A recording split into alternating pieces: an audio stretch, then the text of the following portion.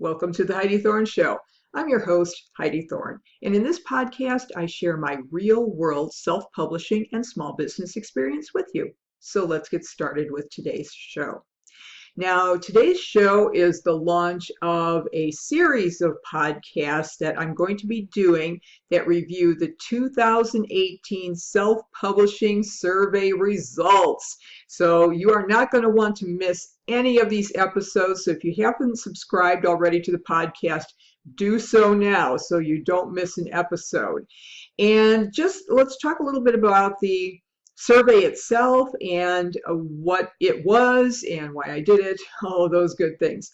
I actually launched the survey in 2016, and the reason I did it was because I really couldn't find any solid information online about what authors were actually achieving or what they were motivated by or frustrated by with self-publishing. So I launched that survey in 2016.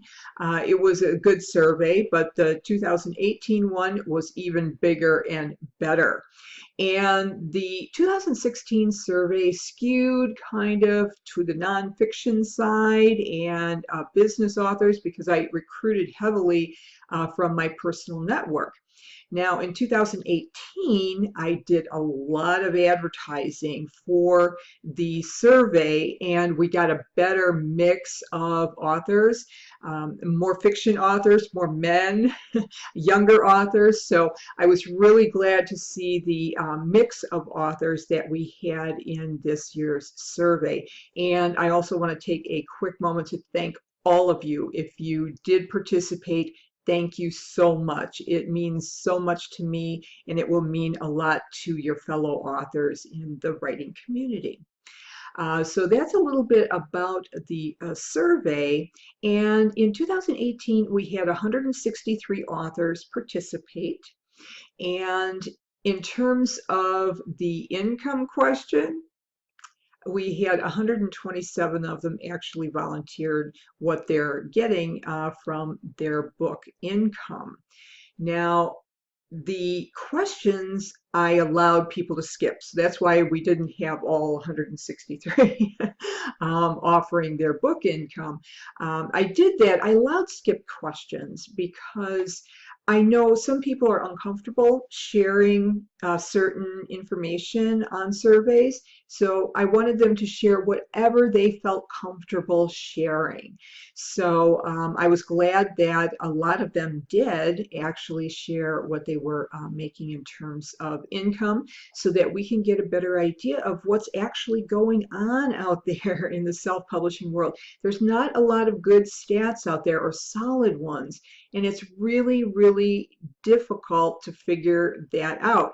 And it's difficult as an author because you're wondering, well, am I doing better or worse than everyone in the self-publishing world? And it's really easy to get bummed out by what you're achieving and thinking that you're the only one who's not making this or that or the other thing. So I hope you'll find some of this information helpful on what people are making in terms of self-publishing income. Now, on the survey, I asked for income just clicking on. I didn't ask them to say, okay, well, exactly how much did you make, or how much are you going to make this year? I didn't get that granular with it because I figured if they had to go and check exactly and kind of forecast what they were going to make this year, they'd probably drop out of the survey. So it was just a quick click to answer, and I did that within ranges. So I offered I might lose money on the low end up to $100 or $1,000 or more on the high end. And here's what I found. Let me just get my results here. The overall majority of authors in the survey, and I only looked at those that had one book published. We had a lot of people who were not published yet. participate in the survey, and that's fine. I'm glad they identified themselves as self-published authors. And you have to remember that I started the survey somewhere in the midsummer, so there would have been a chance for them to publish still this year. However, their track record was 0, so it was kind of hard to include them in any real solid information on income. So here's the majority of the authors who have at least one book published. 73.46% of them make less than $1,000 per year in book income. Less than $1,000 a year. That's kind of discouraging, isn't it? And here's it. Well, it gets even worse simply because I asked the exact same questions in 2016. Guess what it was in 2016? We had a smaller sample survey, but what was interesting is that the majority or the percentage of people who were making $1,000 or less was almost dead on the same. It was 73.02% in 2016 and 73.46% in 2018. So this is a trend that is continuing over time. And it's not a good trend either, if you think about it. So it's really close for both years' surveys. And that's nearly 3/4 of all the people that responded. That's discouraging. And here's the most popular answer for income in 2018 was $1 to $99 per year for self-published authors. That was 33.67% of all of those who answered the book income question and had at least one book published. Now, the second most popular answer with 18.37% of the responding authors was $100 to $499. So again, it's fitting in with that whole less than $1,000 benchmark. That's crazy. I mean, if you think about it, I mean, people are putting their hearts and souls into their writing, and what are they achieving in terms of income? It's not encouraging. But let's look at the encouraging side. We had some outlier authors. We had a couple that were making, $50,000, $60,000, $70,000, $80,000. One even at $100,000 and more per year in income. Now, the percentage of authors who responded to the book income question had at least one book published. 5.1% make $20,000 or more. 5.1%. So that's not even, even if you look at 20,000, that's not a good household income. So again, it's not terribly encouraging. And you have to wonder, though, if you look at the responses and you see a couple outliers that are doing $50,000, $60,000, $70,000, $80,000, maybe even $100,000 in self-publishing income, you have to wonder, well, is that just bogus? They were just goofing around? And I don't think so. I really think that it was legit, because I do know a couple authors who do make that kind of money from their self-published works.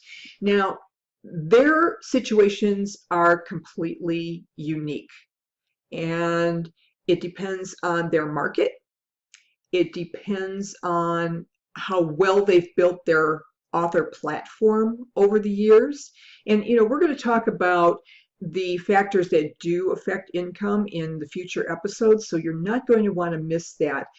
But just know that these really top tier authors have some special thing going on.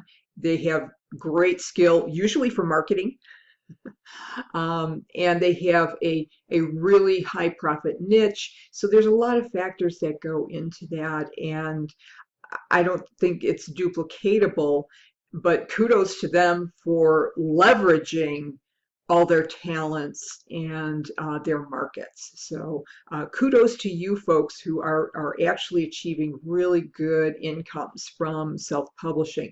But for the vast majority, it is really on the lower end. I graphed the income and the on a graph. I looked at the income levels, and everything is like on the lower end, with the outliers just sort of floating out there. So I would say that that's true. Now, we have to look at 98 authors actually were in that 1+ book and